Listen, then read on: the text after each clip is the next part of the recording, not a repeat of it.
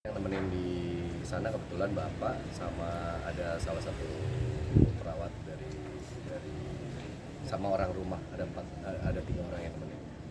Tadi pagi posisinya semua semua masih di rumah, saya juga pas kebetulan lagi mau olahraga, mau sih benar-benar pas mau berangkat tiba-tiba dapat telepon harus ke rumah sakit karena kondisinya tiba-tiba drop. Gak lama kemudian pas kita di jalan dikabarin mama udah wafat. Kenangan apa sih bang?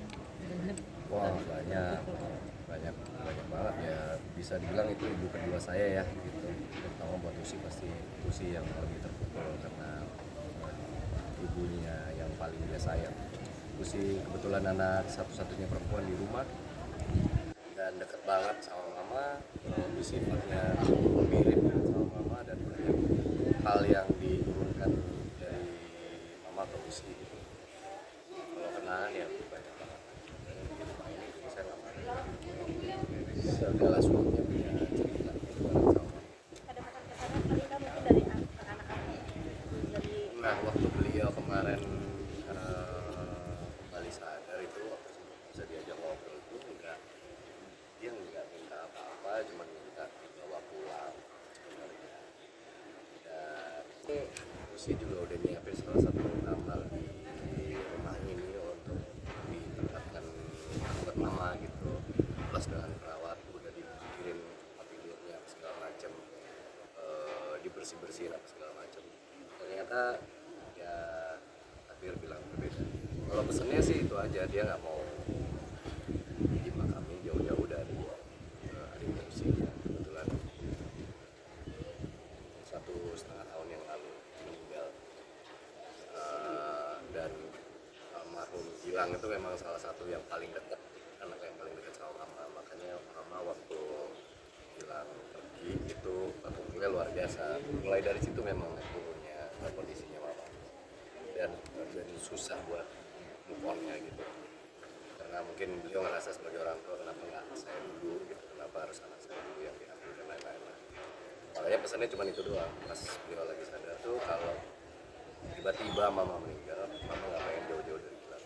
Makanya karena tadi kita ngecek di TPU-nya kondisinya tidak memungkinkan bersebelahan, jadi kita tanya mungkin nggak kalau misalnya jadiin satu itu bapak yang pengen gitu. Dan akhirnya saya tadi di tempat itu bapak sama.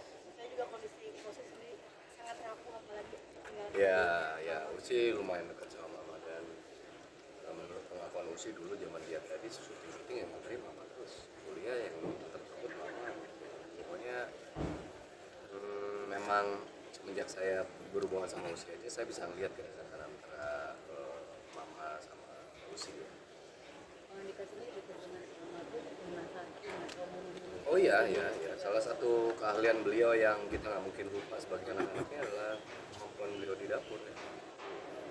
Uci itu bisa masak karena mama gitu. Semua semua apa namanya, resep-resep di rumah yang sampai hari ini kita makan sehari-hari itu kebanyakan juga dikeluarkan dari mama. anak-anak tadi terpukul juga dong kedekatan. Oh iya, ya Umi dia nyebutnya. Memang memang rata-rata emang dekat sama nenek, dan mereka kan ngikutin juga perjalanan dari omanya sehat, bisa mantu-mantu mereka, gendong-gendong mereka jalan bareng sampai akhirnya uminya udah mulai sakit, udah mulai punya keterbatasan dan lain-lain. Anak-anak menyaksikan semua prosesnya, jadi waktu dikabarin juga mereka shock. Terus sakitnya sendiri mungkin udah keluar masuk ke rumah sakit tuh Udah beberapa kali sih, udah 4 tahun belakangan. Memang kategorinya emang sudah lumayan parah gitu, butuh penanganan khusus lah. Cuman kami sekeluarga bersyukurnya Umi punya kekuatan fisik dan kekuatan mental buat mikul itu selama 4 tahun gitu. Orang dengan penyakit sama tuh banyak yang nggak selama itu bertahan, dan Umi bertahan 4 tahun demi orang-orang di sekitarnya. Saya rasa itu sebuah kekuatan yang luar biasa. Jika saksi mama sendiri seperti apa? Ya itu ibu kedua saya ya, semenjak saya ngerantau, semenjak saya berhubungan dengan Usi, saya anggap dia ibu kedua saya di sini. Dia yang jadi panutan buat saya juga, selain ibu saya yang ada di Malang. Karena kami apapun ya kadang-kadang kita melibatkan mama untuk setiap keputusan yang kita ambil. Nggak jarang dulu kita sharing tentang apa yang kita hadapi dan mungkin saran-saran beliau gitu.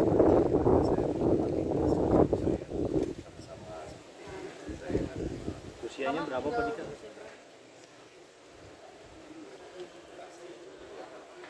Kelahiran tahun 56.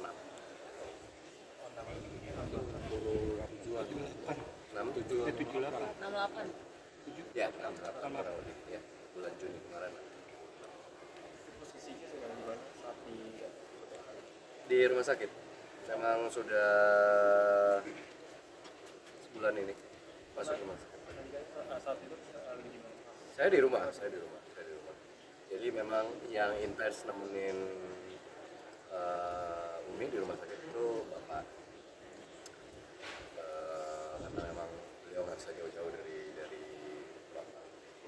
Sementara kami anak-anaknya hanya sesekali apa namanya untuk memutuskan menginap di sana karena kebetulan kami punya anak-anak yang harus kita urus. Jadi ya setiap hari biasanya mesti